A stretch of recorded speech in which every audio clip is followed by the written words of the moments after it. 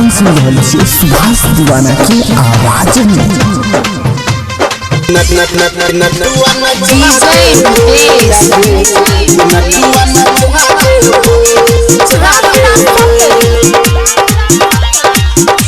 ये मैया घाट बना देबो, लड़ी लगा देबो, डीजे बजा देबो गे नटुआ नचा देबो मैया गे नटुआ नचा देबो।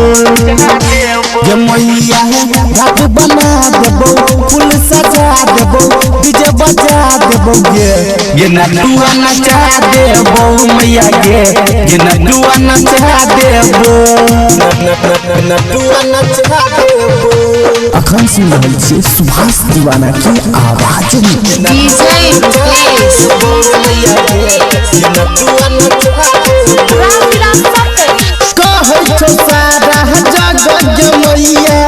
महिमा तोहर महान छो, सच्चे करे छो ही मैया तू कृपा, जानो दुनिया जहान छो। मैया डोरा सजा देबो, दीप जला देबो, डीजे बजा देबो गे नटुआ नचा देबो मैया गे नटुआ नचा देबो नटुआ नचा देबो। अखन की आवाज में नटुआ नचा देबो।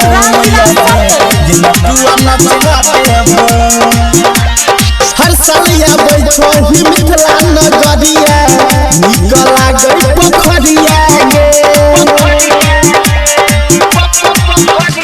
सुभाष दीवाना तोहर गाना गाबै छो, राजा लिखै छो भजनिया गे मैया पोखर खुना देबो, फूल सजा देबो, डीजे बजा देबो गे नटुआ नचा देबो मैया गे नटुआ नचा देबो।